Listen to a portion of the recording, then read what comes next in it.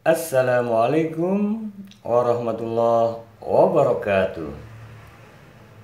Alhamdulillah, teriring doa senantiasa kita semua selalu dalam bingkai rahmat berkah ridha Allah subhanahu wa ta'ala. Amin ya rabbal alamin. Dalam menjalani hidup dan kehidupan ini tak luput dari kecenderungan-kecenderungan, keinginan-keinginan kita memiliki yang namanya nafsu. Ketahuilah bahwasannya terdapat di dalam surah Yusuf ayat yang ke-53 terkait dengan nafsu. Allah berfirman, A'udzubillahi minasyaitonirrajim. Innan nafsa la'ammaratum bisu' illa ma rahima rabbi. Inna rabbi ghafurur rahim. Innan nafsa la'ammaratum bisu'. Sesungguhnya nafsu selalu cenderung menyeru, mengajak kepada perbuatan yang buruk. Illa ma rahima rabbi, kecuali bagi siapa yang dirahmati oleh Allah Rabb, Tuhan semesta alam. Bahwasanya kita semua tak luput dari yang namanya hawa nafsu.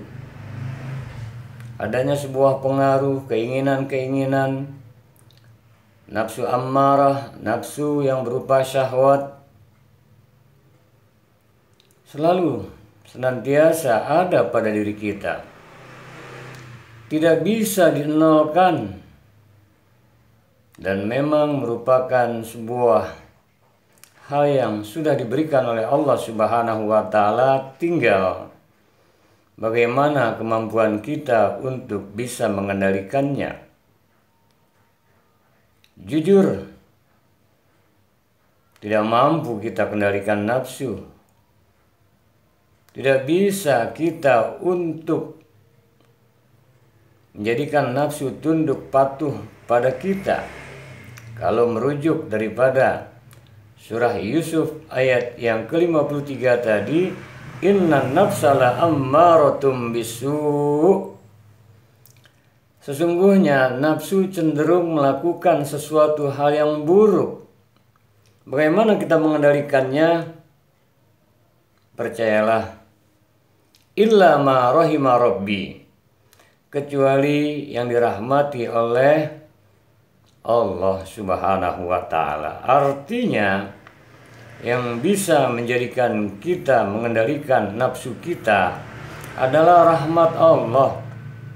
Hanya dengan rahmat Allah, illa ma rahima rabbi, karenanya untuk mengendalikan nafsu, maka berbuatlah segala sesuatu yang mendatangkan rahmat Allah Subhanahu wa ta'ala. Ini kuncinya.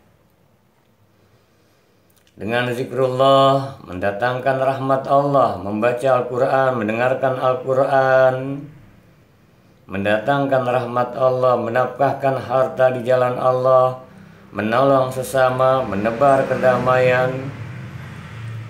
Apapun, walau hanya menyingkirkan duri yang ada di jalan, tujuannya agar menjadikan tidak sampai menjadikan sebuah hal-hal yang negatif orang yang melewatinya terkena.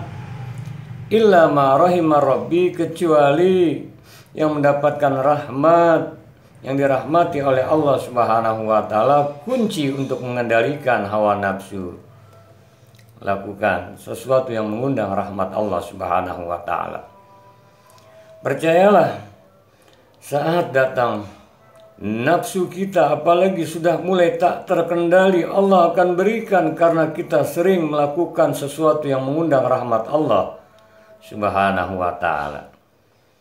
membahagiakan, menolong sesama, memberikan bantuan, saling mendoakan, mendatangkan rahmat Allah, lakukan. Karenanya, agar senantiasa kita bisa mengendalikan hawa nafsu kita, pun juga selain hal tersebut kita lakukan hal yang mengundang rahmat Allah Subhanahu wa taala berupa amal soleh. Innallaha yuhibbul muhsinin. Allah suka dengan hamba-hamba yang senantiasa berbuat kebaikan.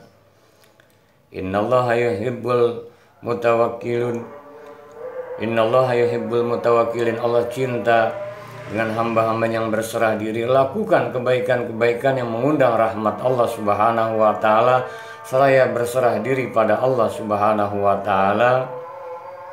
Insyaallah kita akan mampu kendalikan kecenderungan hawa nafsu kita, sehingga apapun yang kita lakukan selalu dalam bimbingan rahmat Allah Subhanahu wa taala. Penting juga untuk mengamalkan sebuah doa yang terdapat di dalam surah Al-Kahfi.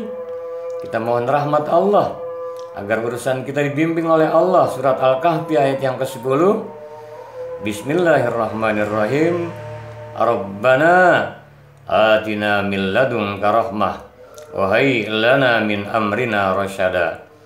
Berdoalah selalu Rabbana, wahai Tuhan kami. Rabbana atina min ladunka rahmah, wahai Tuhan kami senantiasa rahmati, sayangi kami selalu ya Allah. Rahmati kami senantiasa dari sisimu, mohon rahmat Allah. Wahai lana min amrina rasyada, dan jadikan segala urusan kami bimbing dalam petunjukmu, sehingga kita mampu kendalikan hawa nafsu kita dalam rahmat Allah Subhanahu wa taala. Insya Allah pun penuh dengan nuansa berkah dalam bingkai keridhaannya. Semoga manfaat. Wallahu muwaffiq ila aqwamit thoriq. Wal afu minkum. Assalamualaikum warahmatullahi wabarakatuh.